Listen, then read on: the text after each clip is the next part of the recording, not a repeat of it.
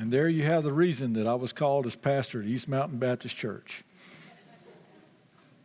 They just wanted my wife. Yeah, you were thinking it. You just didn't say it right, David. Yeah, okay. So we've been talking about experiencing a personal revival. And as we sort of close out that part of this, the emphasis today is going to be on purity, sexual purity.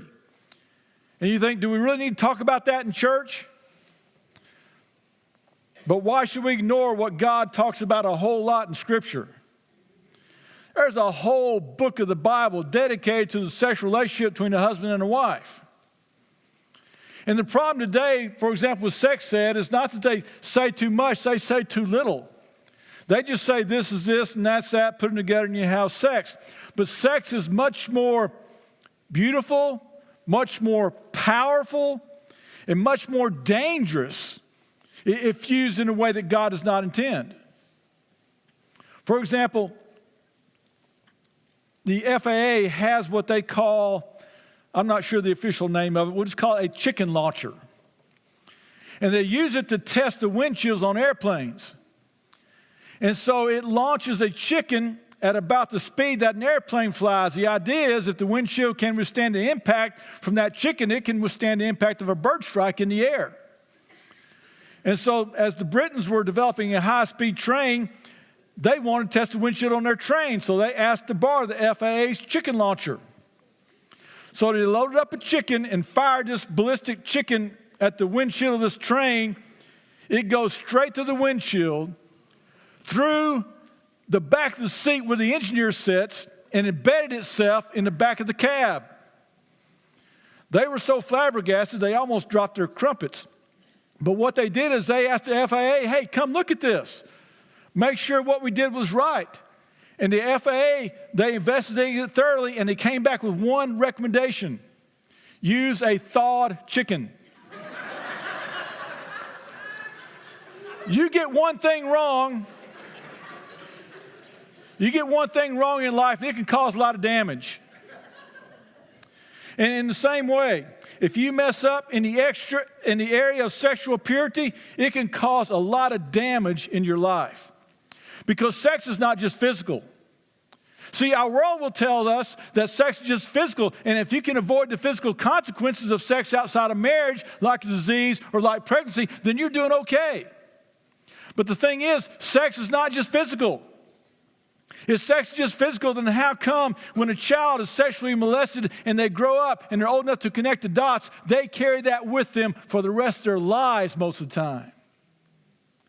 If sex is just physical, why can't the kids say, or when they grow up, say, hey, just some guy messed with me when I was little, sort of like a bully just pushed me down and go on with life? Because sex is not just physical. If sex is just physical, then why does a woman take being raped so much worse than being beat up? See, if a woman gets beat up, she'll report that to the police. But if she gets raped, she may keep that a secret. She may not say anything for a while or maybe even for the rest of her life. If sex is just physical, why can't you say some guy just messed with me and roughed me over and go on? Because sex is not just physical. It's emotional, it's spiritual, and it goes to something deep within our souls. So, if you were God that loves us like He does, and you knew the dangers of sex outside of marriage, you knew that you're taking something very precious, something that's meant to be in one area of life, and you're about to misuse that and be involved in sexual immorality in some way, and God saw that, what would you expect Him to say to you during that temptation? What would you expect Him to tell you? Well, here it is right here. Caden, put that up for us. Run! Run! That's what you expect. Run! Don't even come close. Here's what we read in 1 Corinthians chapter 6. Flee. Your version may say run. Flee sexual immorality. Every other sin a person commits is outside the body, but the person who is sexually immoral sins against his own body. See, what you need to realize is that you go through other things in life, you can recover from those disastrous things in life.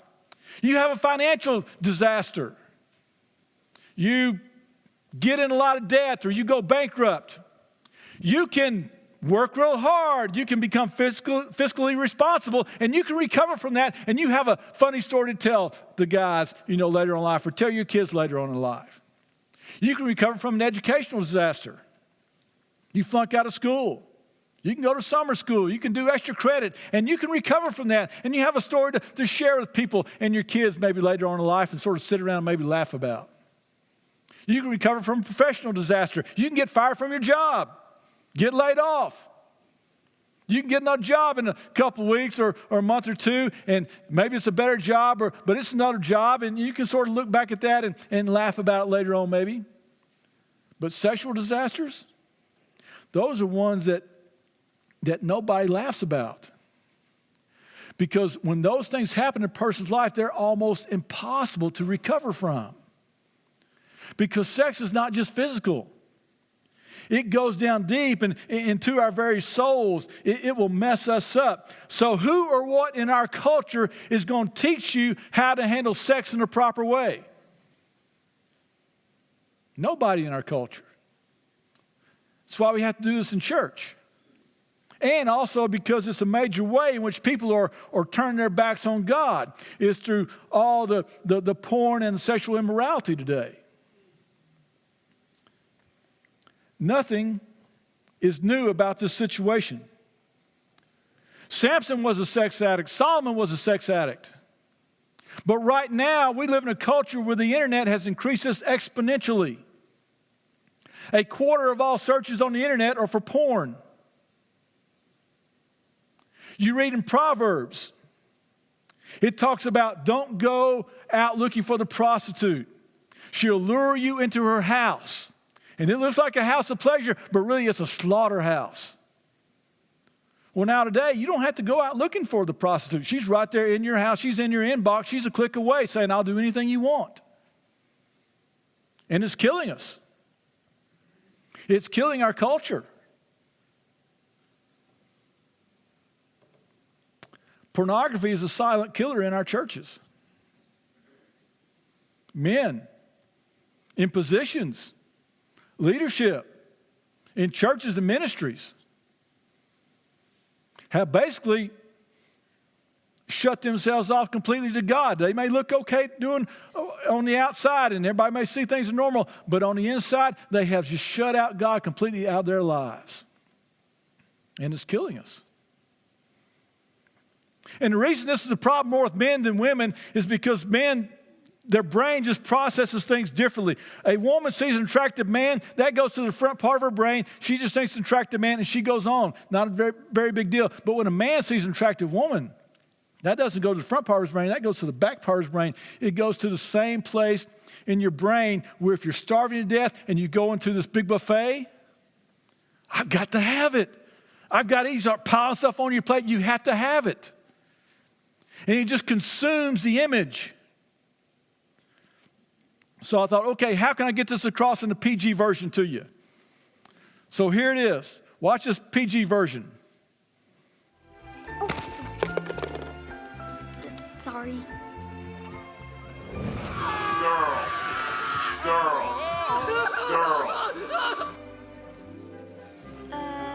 Okay. Bye.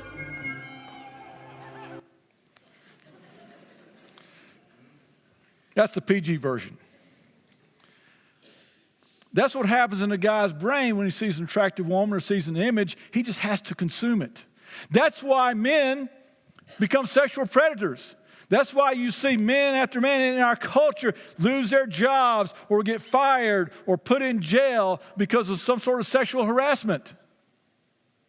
It's this involuntary response. It's what happens. It's just how our brains are wired. And don't think that I'm letting men off the hook here because of this. Men, you are responsible for how you respond to that image that lights up your brain. Now, why did God make men like this? because that is what's supposed to bond a husband to his wife. See, the only image a man's supposed to have of a person like this in this format is his wife. But now we are in a culture where we consume secondhand sex all day long. It's in ads, it's in TV, it's in magazines. And constantly men are being bombarded by an image of a woman that they're only supposed to have their wife and supposed to bond them in marriage to their wife. And it's crazy, it's out of control. And the results of this, here's what you need to know. It changes your neural pathways. It changes the way a guy thinks, his pattern of thinking. We all develop these patterns of thinking throughout our lives, and most times they take months, sometimes years to develop. But when a man views porn, almost overnight. See, normally it would be like taking a path through the woods, and you make this small path through the woods nobody's been through. You try to make a small path and clear it, and you go back through it. I think there's a path there, but then you go back through it, maybe clear some more out with a machete or chainsaw or whatever, and you keep going through, then you have a well-established path.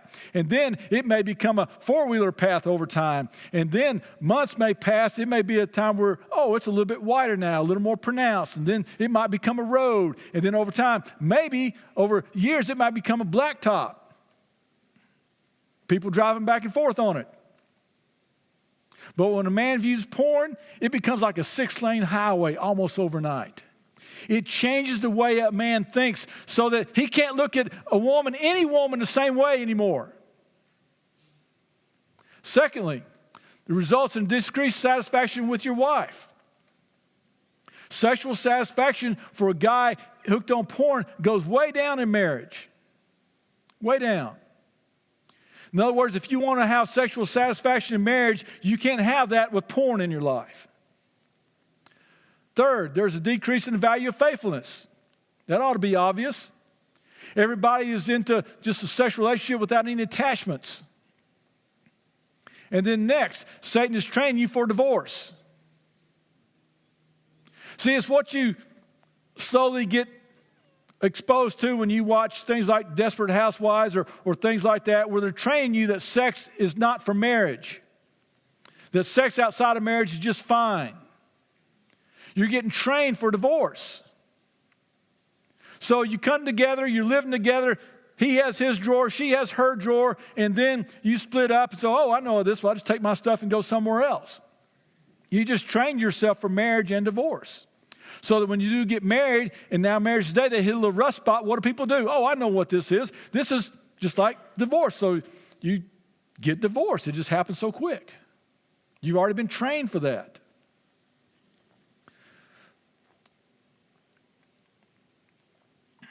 The world sees sex as an isolated event in a short-term relationship. In other words, you move from relationship to relationship to relationship, and what the world says, you can live happily ever after.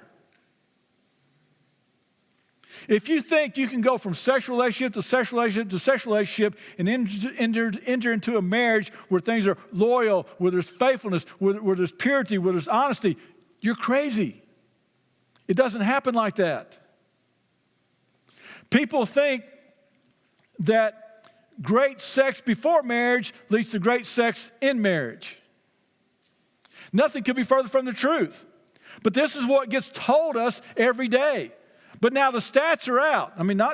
This is not from pastor type people. This is just from circular research. The stats are out there. You live together before marriage, your sexual satisfaction in marriage is going to be so much lower than what it would be otherwise, and you're twice as likely to get divorced. And if you're going, why is that so, Randy? I can't help you if you're wondering why that's so right now. You're just beyond what I could do in even explaining anything to you. Okay, those are some of the physical reasons. Let's look at what God says, because that's why we're here in church. What does God tell us? And so we're going to look at a passage many of you studied this morning in your small group classes. Here it is in 1 Thessalonians 4, verse 3. For this is God's will, your sanctification, that you keep away from sexual immorality. So what's God's will? It's that you abstain. Stay away from it. If you're involved in sex outside of marriage or porn, and you have a peace about it, you think you and God have worked this out, it's okay, that's a false sense of peace. Or if you go, but we're in love. Love is not a reason to cross that boundary. What's God's will? Any sexual immorality, is where we get that word pornea from, any illicit sex outside of marriage, it's that you abstain.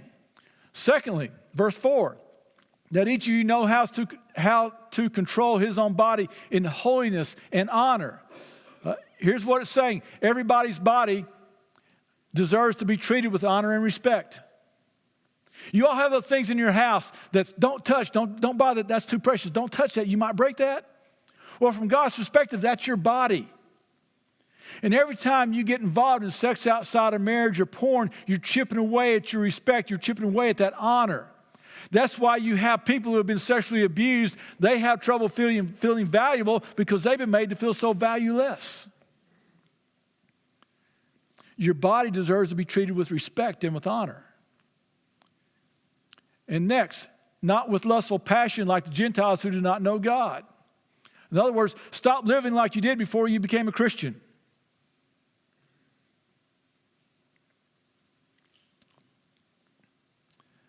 You see those people involved in immorality.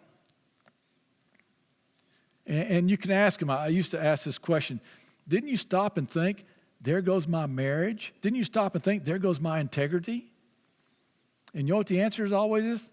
No. Why?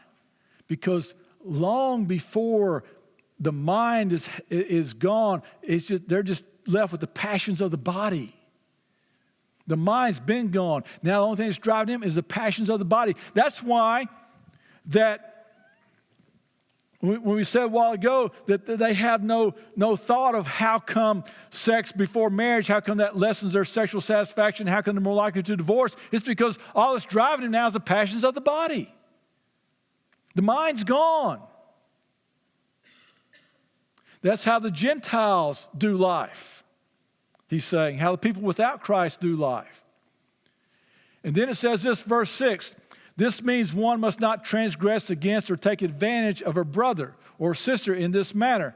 We'll stop right there. What he's saying is don't defraud or transgress. In other words, don't try and pull another person down.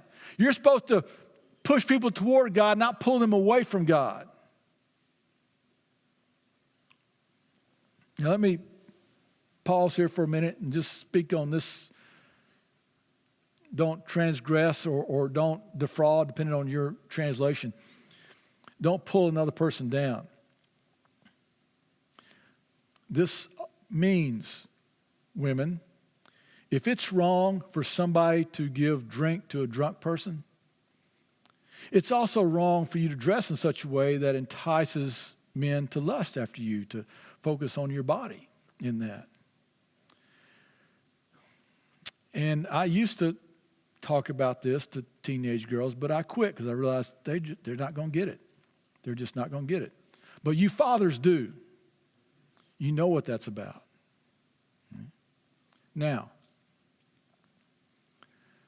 just in case you think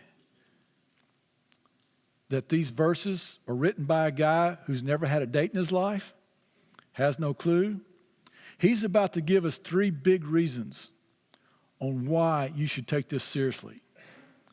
And here they are. This is the integrity part. Here, let's go back to verse 6. The first reason is because of God's vengeance. And this is back to verse 6. Why you should take this seriously. Because of God's vengeance. Now back to verse 6. This means one must not transgress against or take advantage of a brother or sister in this manner, because the Lord is an avenger of all these offenses, as we also previously told and warned you. Because it makes God angry when you're taking that which is precious, and he knows how it scars your soul, how it messes you up. It'd be this equivalent that if you have a 2-year-old daughter and some guy just takes your little 2-year-old daughter sort of in front of you and just throws her across the room, what's going to be welling up inside of you? Anger. And you're going to let that guy have it. He may be bigger than you. It doesn't matter. You're going after him with everything you have. That's how God feels when you dishonor somebody else's body or your own. It makes him angry. He becomes the God of vengeance. And the second reason, because of God's purpose. Here's what we read next. For God has not called us to impurity, but to live in holiness. Because God's desire for us is to live a holy life, to be set apart, used for his purposes. Let's say, for example, you come over to my house to watch a game. And so you come on in and you sit down in my chair, my place on the couch. It's okay. That's low level of holiness. I'll just sit somewhere else. But then after the game, you say, Randy, I got a text, I've got to go back to work. Can I take a shower? Sure, you can use my shower. It's my shower, but that's okay. Low level holiness.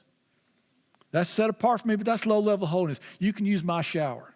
Then you get out of the shower and you go, Randy, I don't have my toothbrush. And I go, no, you're across the line there. That toothbrush is set apart for me and for me alone. That's how God feels about your body. It is set apart for him, for his Holy Spirit to dwell inside of you. It deserves to be treated with holiness, something that has been set apart for him alone. And then the third reason is because of God's Spirit. Here's what we read in the next verse. Consequently, anyone who rejects this does not reject man, but God who gives you his Holy Spirit.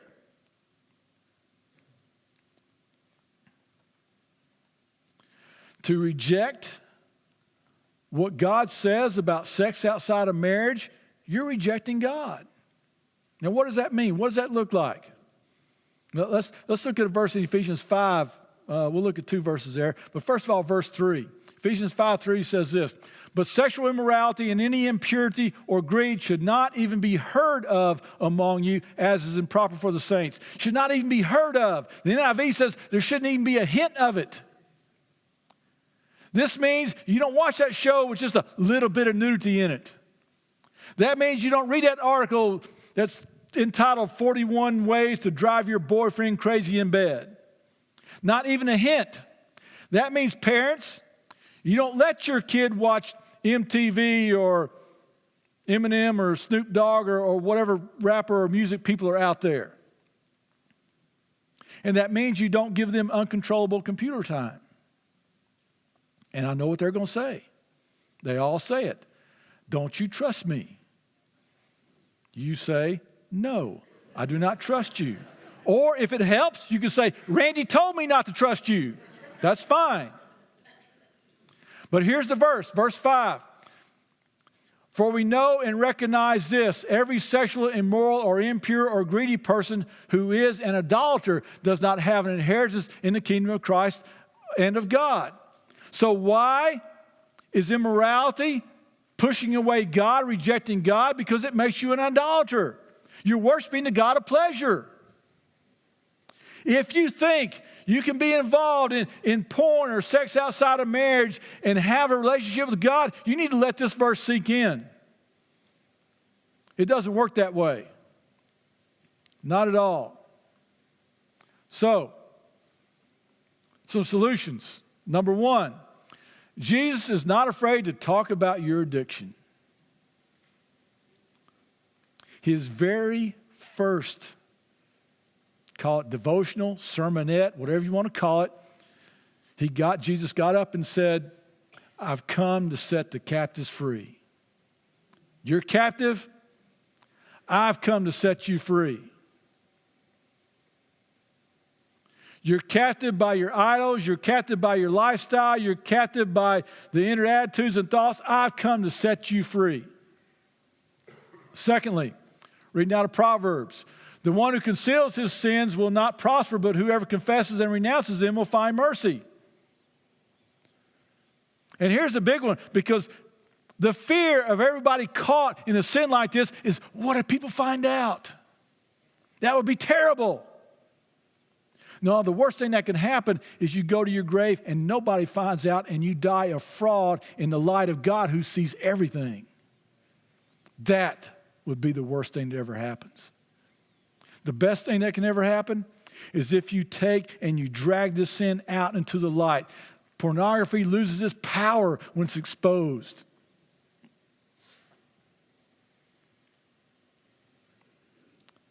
He who conceals his sins will not prosper. He who confesses them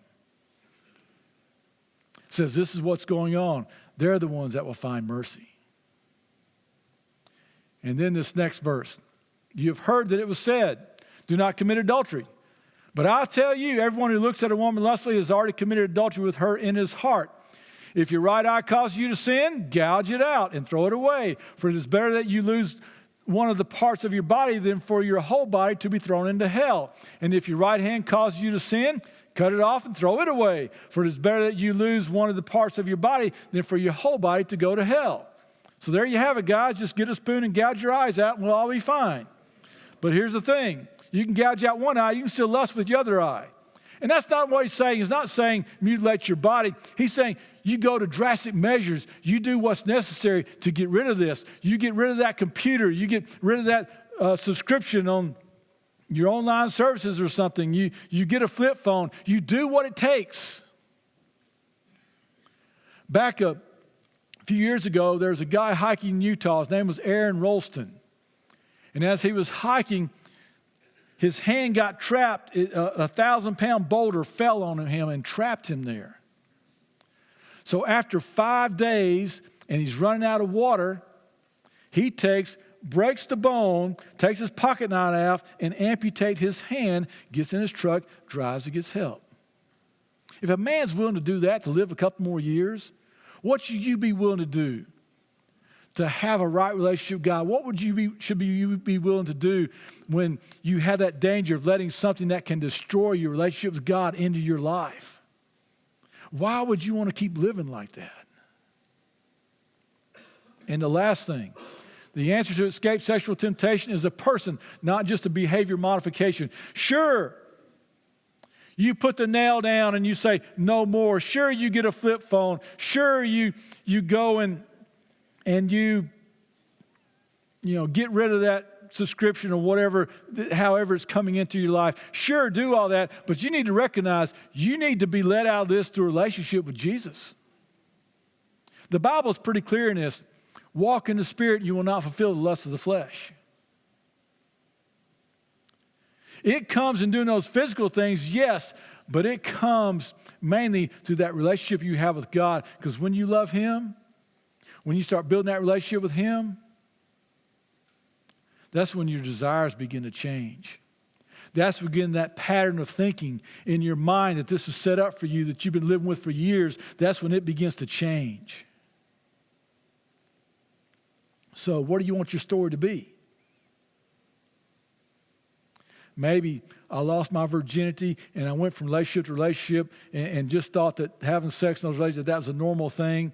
But now, from now on, I want my mind and my body to be devoted to God. From now on, I want to walk with Jesus and walk with Him away from this and to a place where I treat my body, my mind with honor, treat other people's body and minds with honor and respect. And I want not to be pushing God away in my life. I want to be holding on to Him. I want that to be what leads me. That can be you. But it has to start somewhere. And I don't know what that for you may be today. But I'm telling you, I've walked with enough people through this to know there's some of you out there and you're just going to skip over this. You're going to say, yeah, but I'm too cool, too slick, too smart, too fast. I'll be okay. I can handle it. But I also know that some of you, you're ready to do something about it today. Because the Holy Spirit has been eating at you and you've been experiencing that vengeance. You know what it's like to call yourself a Christian, but you and God, you're not even close anymore. You don't even know what it's like to have a relationship with God because this is so poisoned your spiritual life, and you're ready to do something about it. You're ready to get done with the pretense and ready to find healing. And this may be the day for you. And for you women. You know, this is a growing issue among women too. And this may be the day where you say, I'm not going to defraud anybody else and bring them down. I'm going to treat my own body with the respect and the honor it deserves. So, it's a lot easier for you to come and confess than for you to get found out. And this may be the day where you're ready to do that. Because this is the area that's killing our churches more than anything else that we've been talking about. This is it. And you think, oh, a lot of us in here, we're past that stage in life. Oh, no. About half the guys I deal with are 65 and older. Some 70 and older. This does not end unless you're willing to stop it and end it here and now. So we're going to sing a hymn of invitation.